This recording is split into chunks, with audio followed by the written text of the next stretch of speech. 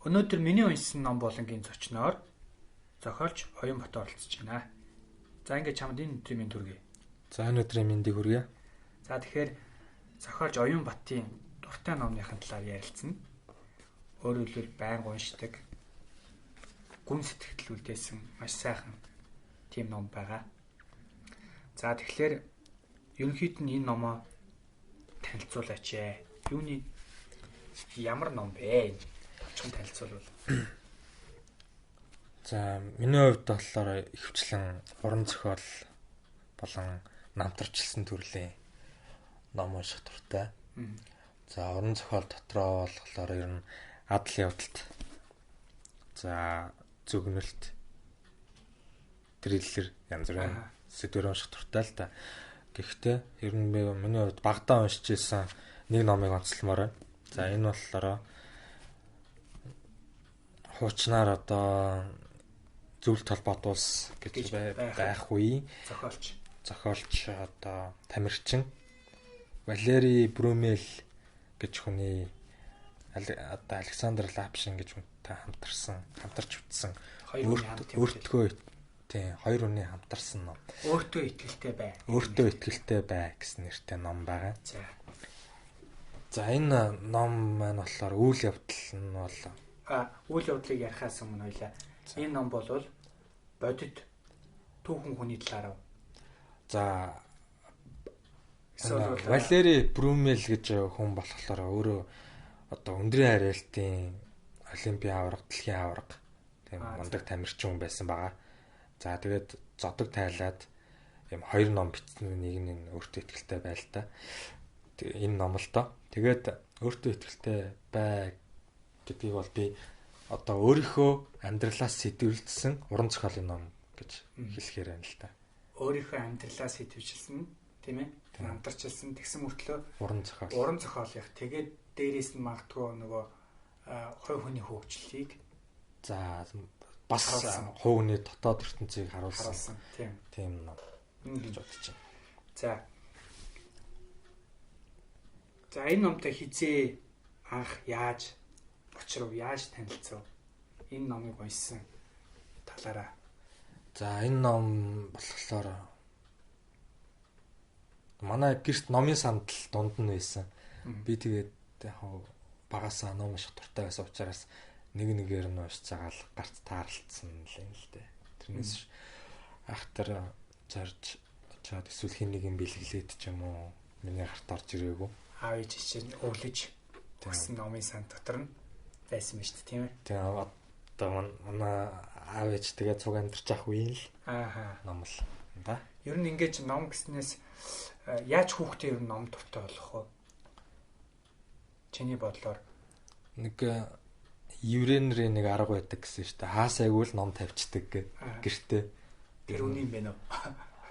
Онцлогын өрөөндөө ч ер нь цай галтгоондоо ч юм уу хаасайгүй л ном байх хэвээр. Тэрэн шиг л гэртээ айл болох цөөнгөө номтой байгаад бас өөртөө бас уншдаг байх хэрэгтэй л гэж бодож байна. Аав ээж нар нь өөртөө уншиж үлгэрлүүлж унш гэж хэлэхгүй зүгээр бас өөртөө бас уншичдаг тийм ээ. Тийм энэ хүүхэд одоо сонирхол нь хөдөлтөл одоо аав ээж одоо яагаад юм зураг мөрөггүй юм нэг ирээлжилсэн юм хараад идэм болоо гэж чи өөрөө таалж байна уу?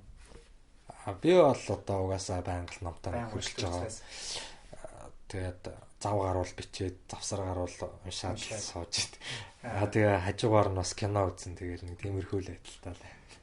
Тэгээ манайхан өөртөө сүүлийн үед ингээл ном яаж уншиж байна вэ гэж асуухаар зөв би жоо шүүмжлэлтэй талаас нь ярих гэдэг магадгүй. Дандаа нэг гадны юмыг яриад байдаг байхгүй юу? Тэгээ еврейчүүд тэгдэг учраас ном уншдаг болно гэдэг чинь эсвэл Билл Гейтс тэгдэг учраас ном уншдаг болно гэл. Бол нь бол тийм биш л те. Заавал ч еврейчүүдтэй ч биш. Зөвхөн бид нар ч гэсэндээ бидний одоо аав ээж тийм ээ тэрний өмнөх аав ээж эмээ өвөө маань ч гэсэндээ баг зөндөө олон ном байж л байдаг гэсэн. Тэгээд хамгийн гол тэр уламжлалт тасарсан явдал байгаад байгаа шүү дээ. Тэрнээс биш ерөөхдөө бол айл болох л ном уншдаг.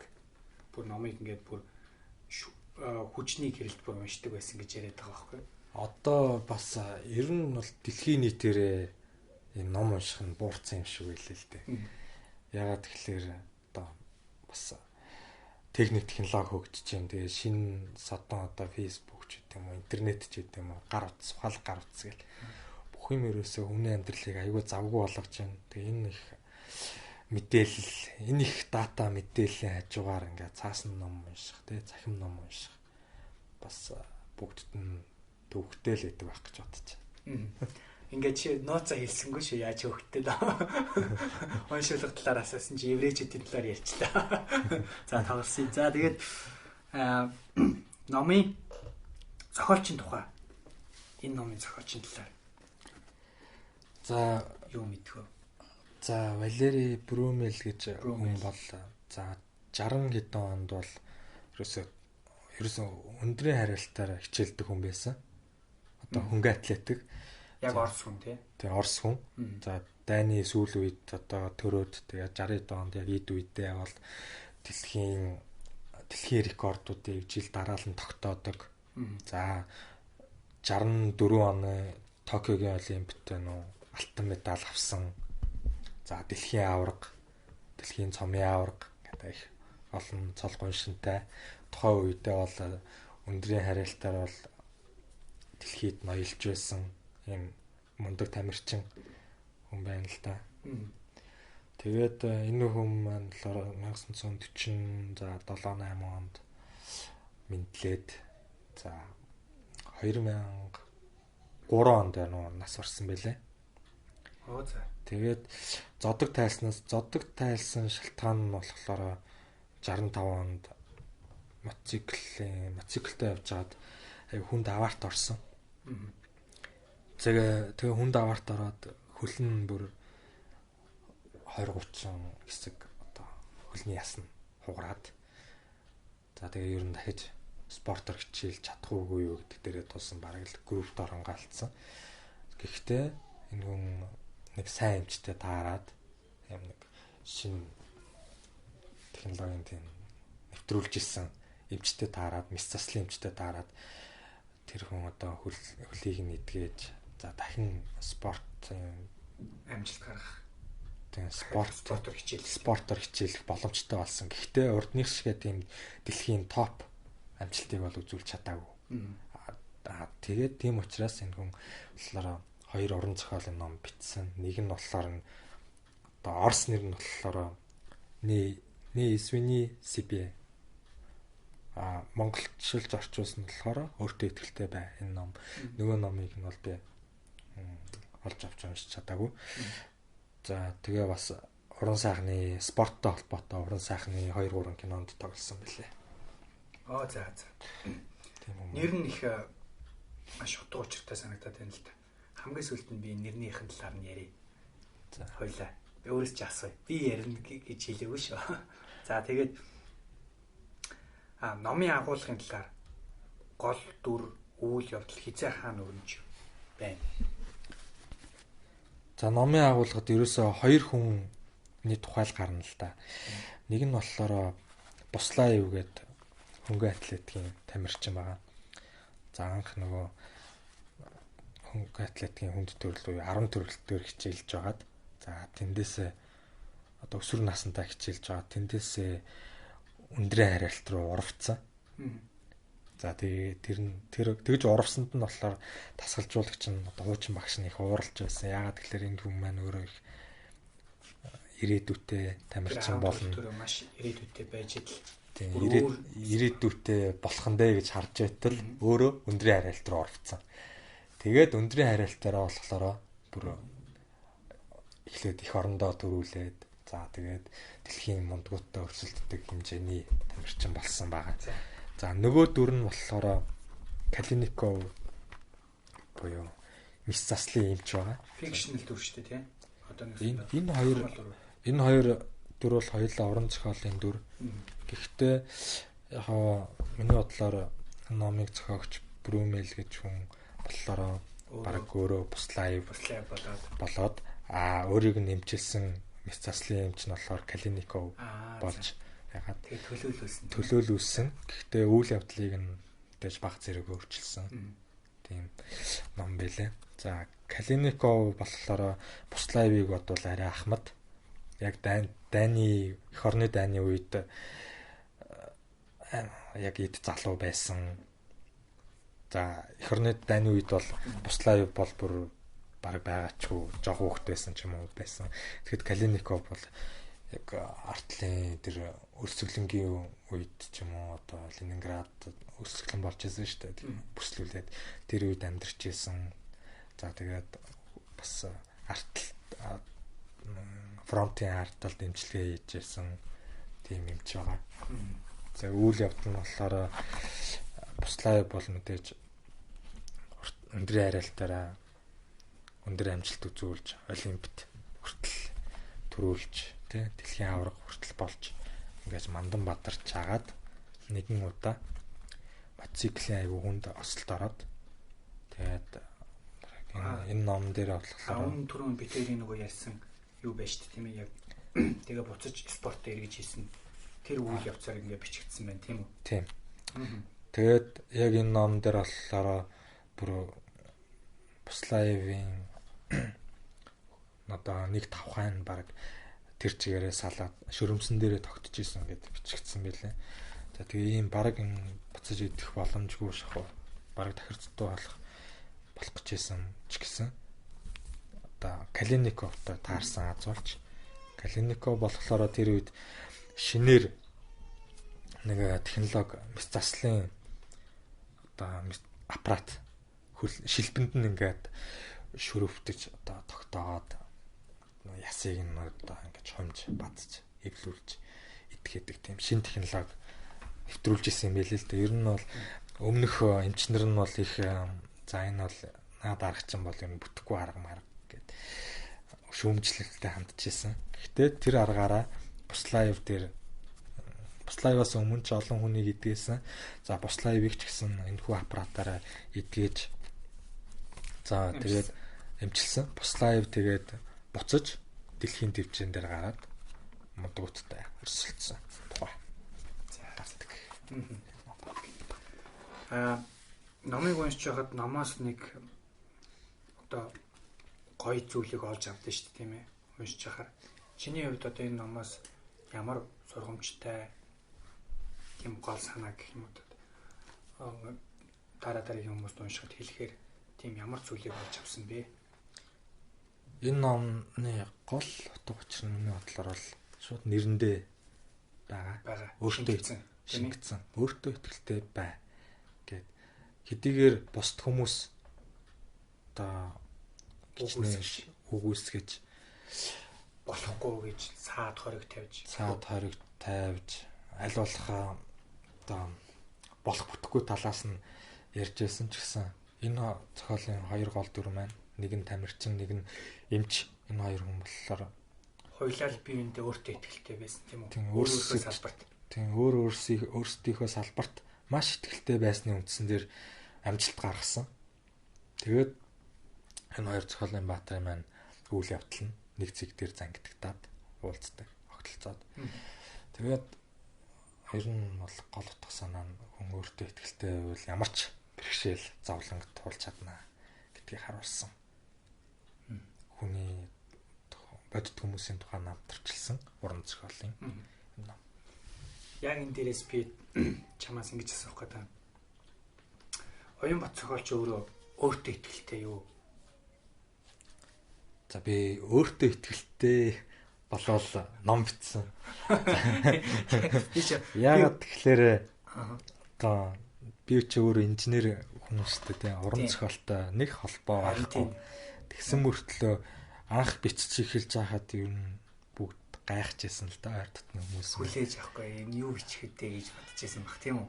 За ер нь хүлээн зөвшөөрөх. Магадгүй тэгж бодож байсан байж магадгүй. Гэхдээ тэгж надад шууд хэлжсэн хүн байхгүй л те. Тэгээд би бас өөртөө эргэлзэжсэн. Гэхдээ за би нэгэн тал одоо ном бичиж гэж гарах одоо зориулсан юм чинь би зохиолч болох одоо уран зохиолын ном бичиж байгаа юм чинь зохиолч болох гэж л одоо тэмүүлж байгаа гэсэн үг шүү дээ. Тийм учраас би өөрийгөө их хурцалж за заавалчгүй ном гаргана. Тэгээ хүмүүсийн унших дуртай ном байх болно гэсэн тийм зорилго өөртөө тавьсан. Тэгэл одоо тэр ирчээрээ одоо явж байна да. Чиний өлгөөд байвал бас олон хүмүүст ирч хүч өгөх байх гэж бодож байна. Яг л миний уулзсан нилээдгүй хүмүүс, нилээдгүй шүү. Ихэнх хүмүүс ба штэ. Монголд уул нь бол өөрийнхөө салбарт өөрийнхөө мэдж байгаа юмар болон мундаг хүн гэж бодоод би уулзж байгаа хгүй тэр хүмүүстэй. Тэгэл одоо мундаг хүн гэж бодоод хүсэл нөгөө хүнтэйгээ зорилго тавиал очиод тэр хүнээс нэг те урмын юм авъя гэ те бус хүмүүст нэг тэр хүнийг өөрт нь нэг дагуулах урам зориг өгөөсэй гэж доод ингээд уулзахаар яг бодтолтой тэр уулзсан маань өөртөө итгэл муутай байдаг байхгүй. Яг бидний үеийн залуучууд. Тэгэхээр би яагаад манай үеийн бидний үеийн залуучууд яагаад ийм өөртөө итгэлгүй байна вэ гэж гайхаад идэв болчиход байгаа юм. Зөвхөн миний л ажигласнаар.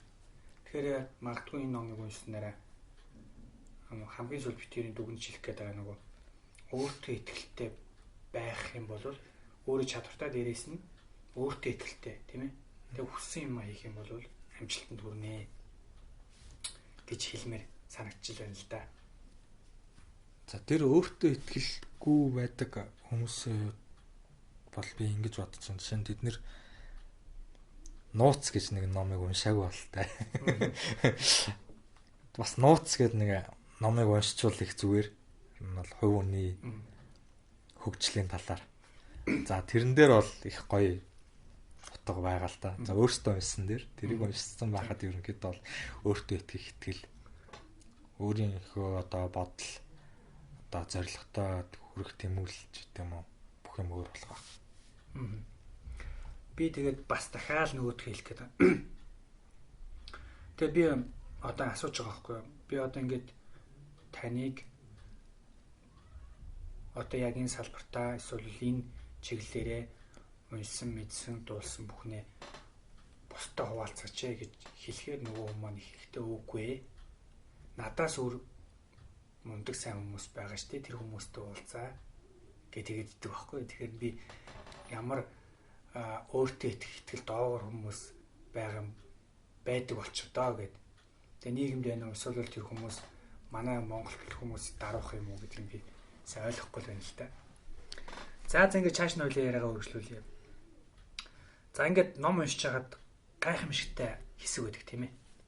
За тэр гайхамшигтай хэсэгээс хуваалцаач. Магадгүй уншиж өгч болно эсвэл ярьж өгч болно.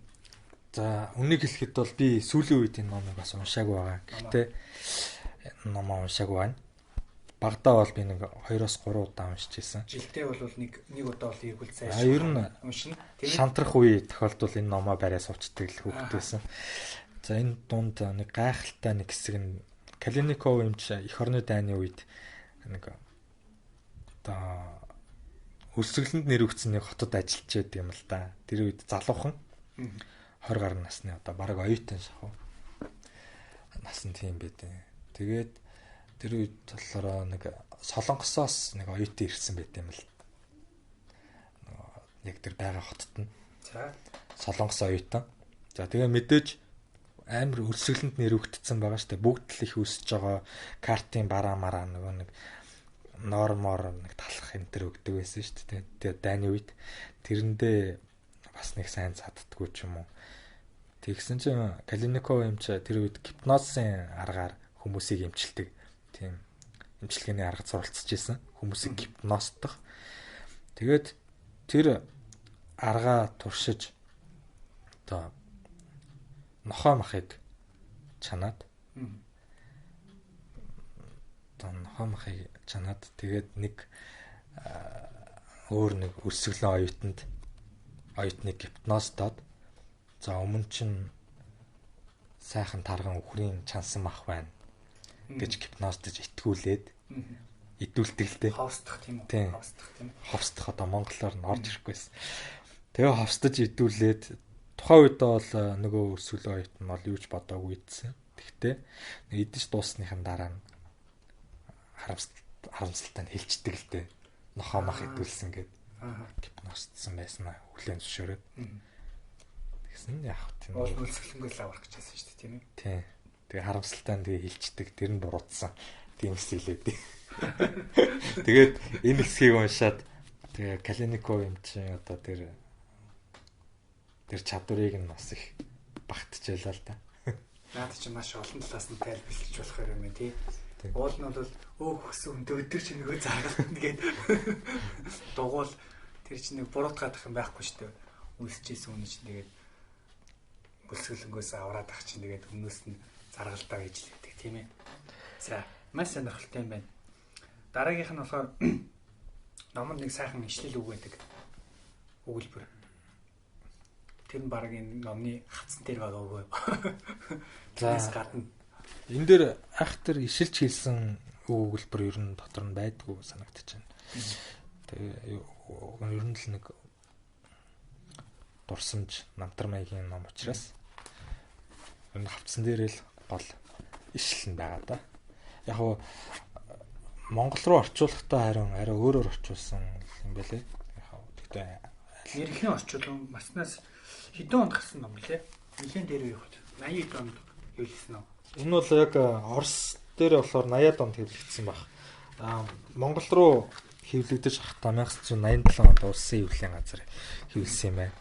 Ер нь бол энэ номны Орос нэр нь болохоор Нисвини Сипе буюу Нисвини Сипе буюу өөрийгөө битгий өөрчил гэсэн утгатай. Яг махчлаад орчуулсан. Гэхдээ Монгол руу орчуулахдаа өөртөө ихтэй бай гэсэн нь бол угаасаа тохиромжтой л таа. Гоё орчуулсан гэж бодож байна.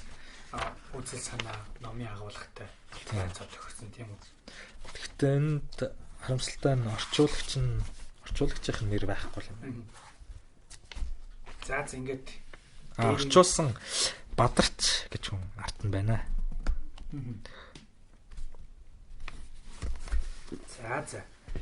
За тэгээд хамгийн сүүлд нь энэ номоо одоо талаар өөрийн одоо үзэл бодол бусдад юу гэж хэлмээр байна вэ? Энэ номыг авч уншиж байгаа хүмүүст. За түрүүн одоо хэлсэнчлэн залуучууд өөртөө итгэлгүй байдаг гэж хэлсэн тийм ээ. Харин миний тэр яаж яагаад юу зах нийлж гэнүү нийлэхгүй байна уу? За ер нь та юу гэж бодож байна? Ер нь тиймэрхүү хүмүүс зөндөө байдаг байх л гэж бодож байна л та. Тэр хүмүүс маань болохоор би бол хувьдаа бол тэр хүмүүсийг бол хангалттай нийгэмд дуу хоолойгоо өргөхөд бэлэн болцсон хүмүүс гэж бодоод холбогдож байгаа байхгүй юу болно бол. Тийм ээ. Тэгэхээр тэр хүмүүс маань зөрүүлээд надад тийм хариу хэлдэг юм л та. Тэгээд би бодож ирсэн манай монголчууд өөртөө итгэл ямар бас нөгөө талаас бас ийм байж болох юм нөгөө монголчууд ч их мөрөн дөлгөөн тэртээ хүн даруу гэдэг үгийг баримталдаг байж болох юм. Гэхдээ ер нь бас яг тэр үгэнд хязгаарлалтад өөрийгөө дараад байж болохгүй л гэж бодож байна л та. Тийм учраас энэ номыг болохоор би өөртөө итгэл жоохон муу амьдралд жоохон итгэл алтраад байгаа хүмүүс байвал энэ номыг уншвал шал өөр болно л гэж бодож байна. За тэгэлгүй яах вэ? Би ч гэсэн тэгж бодож байна. Тэгээд нэг сүүлдээ сонсог л дээ. Хүн сурснараа биш хүн хүснээрээ амьдрт юм а гэж. Хүснээ хийж чадд юм а гэж. Тэгэхээр хүссэн зүйлээ л хийх юм бол тэр хүн бол амжилт гаргаж чаднаа гэж. Тэгээд сурснараа бас ч тийм сайн байж чадахгүй. Тийм ээ. Тэр өөрөөр сурсан ч гэсэн тэгээд хүссэн зүйлээ хийх юм бол тэрнээс илүү сурснаасаа илүү амжилтанд хүрэх юм а гэж. Тэгээд одоо өөрийгөө бас за би энэ хэмжээнд л одоо ажиллаж амьдраад хахад болох юм байна гэд нэг хэмжээнд дээр аваачаад тэрэндээ байгаад байж бас болохгүй л гэж бодож байна л да. Тийм учраас аль болох дээшээ тэмүүлж, хүсэл тэмүүлэлтэй байж өөрийнхөө алхаж чадахгүй бол ядчих. Мөрхөө тийм тэгж өөрийнхөө янз бүрийн одоо илрээгүй авиас чадвар юу гэдэг. Сорж үз. Тэр бүгдийгээ сорж үзэж нээх талаас нь одоо нэг оролдоод үзээрэй л гэж хэлмээр. Ястаа гоё юу байна. За ингээд бидний ярилцлагыг сонссон та бүхэндээ баярлалаа.